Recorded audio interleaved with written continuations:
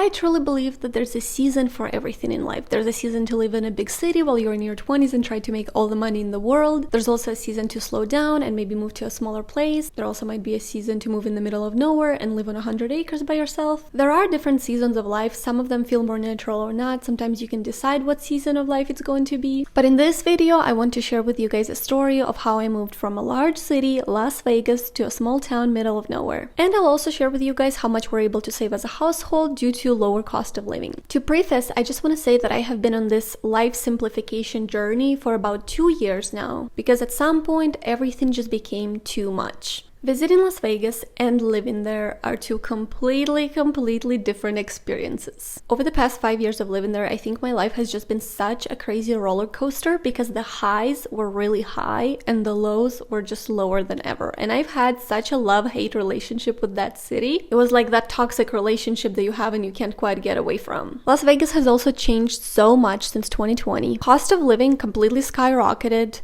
The amount of fatal accidents every single day has gone through the roof as well. Fatal accidents quite literally became a daily occurrence. And crime rates such as car theft and home burglaries, even during the day, has gone up so much, it's actually crazy.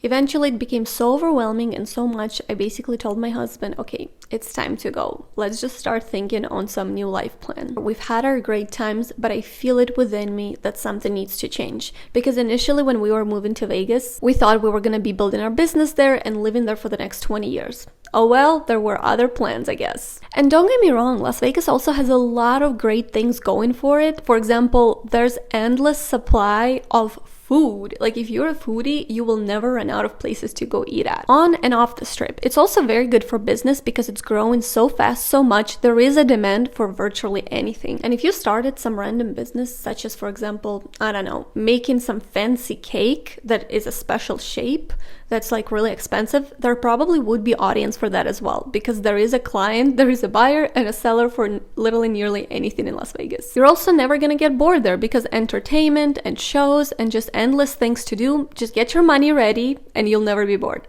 Vegas is also a really great central location for flying in and out of because you can always find cheap flights, especially on weekdays. While living in Vegas, I did real estate full-time for 5 years, and I also helped my husband start his laundromat business from the ground up and basically build it up. However, eventually, while living there, everything just became a little too much, a little too overstimulating. We also had series of unfortunate events and traumatic things happen to us there. But overall, Vegas has taught me so much about myself, about the business, and about life, and I've met so many amazing and incredible people. Between the traffic, the cost of living, and crime, I just kept wanting something more simple, more laid back, because it was just getting so stressful to live there day by day. So then we end up moving to a small town, middle of nowhere, but still kind of close to family, which is really nice. And I have realized that it's so much easier to make a difference in a small community than in a huge city, where you can easily get lost, and it's very difficult to make friends. Of course, I'm not advertising it as this just great, amazing lifestyle change, but if you ended up on this video, this might have been something on your mind, or in the near or very far future that you're considering doing,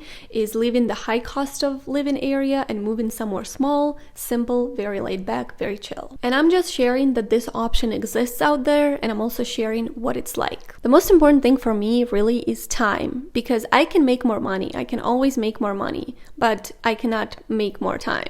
Let's just compare some costs for living expenses and how much they have gone down. Obviously, I'm comparing apples to oranges, to completely different things, but that's the whole point basically of the video. First one is housing expense. While living in Vegas, we spend roughly $3,000, sometimes more depending on the season. You'll always have to get pest control because the bugs, the Scorpios, are just quite crazy.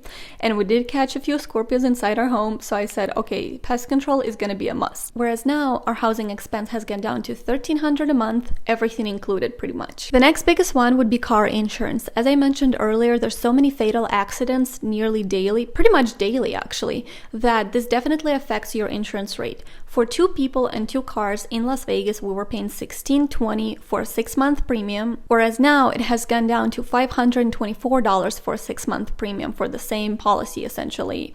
No accidents, no claims in the past 5 years, which is $87 a month, and I'm okay with that. Interestingly enough, our health insurance went up actually. We used to pay $500 a month and now we pay $750 a month, which is totally fine because I think we got better coverage. And also as a self-employed person, this is just the bullet you have to bite. Eating out in Vegas, you can so easily spend $500-600 a month because like I said, it's a great place for foodies and you always want to try the next new thing because it's just so fun. Whereas now there's literally nowhere to eat out. So I would say it's gone down to maybe $100 at best. Groceries stayed about the same because I would say groceries have gone up a lot all over the United States. While in Vegas, it was between $500 and $600 and now it's between $400 and $500. Next category is gas because I used to drive so much. On months when I was showing houses, I was literally living in my car. And I would say on the low end, I would spend $350 a month on gas, whereas now it's only $90. Utilities are fairly cheap in Vegas except for during the summer when the weather outside is nearly 120 degrees. The electric bill definitely skyrockets and a monopoly company such as NV Energy constantly keeps raising rates, and that's essentially what all the people complain about all the time. But our electric bill during the summer month was about $300 a month, whereas in the winter time it would probably go down to maybe $60 to $80. Right now where we live, our electric and utilities are roughly between $50 to $75. These are just a few things I've compared, but obviously the cost of living has gone down by a lot, and I mean thousands of dollars in savings. And even though it was very difficult to move, it was not easy at all. It took years of planning and research and just like figuring out how can we actually transfer our jobs, our businesses, how can we still run things remotely. In the end, it's probably the best thing that could have happened to us. Another benefit I've noticed is even though I have not been in a car accident in Las Vegas during the whole 5 years of living there,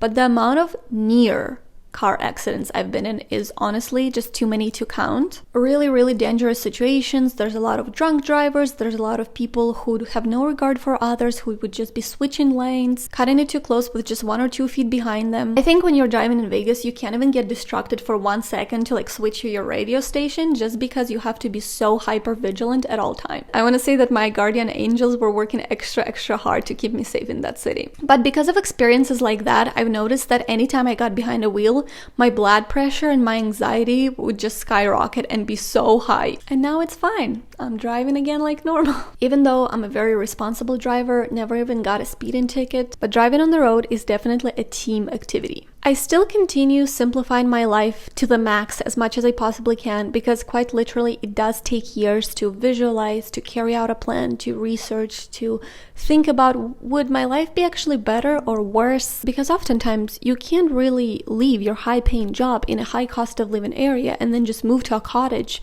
middle of nowhere on 50 acres and start making sourdough bread. Although that does sound kind of nice. It takes time, planning, research, and also a lot of courage. It takes a lot of courage because many people are stuck in cycles of struggle even though they know they would be better off selling their house, cashing in on the equity, and moving somewhere else. But they pick the familiar survival mode because this is something that they're used to. It's really scary at first, and it's a lot of the unknowns, but long term for the soul, it's really good. Thank you so much for watching. Please subscribe to my channel as I'll be posting more videos on minimalism and simple living.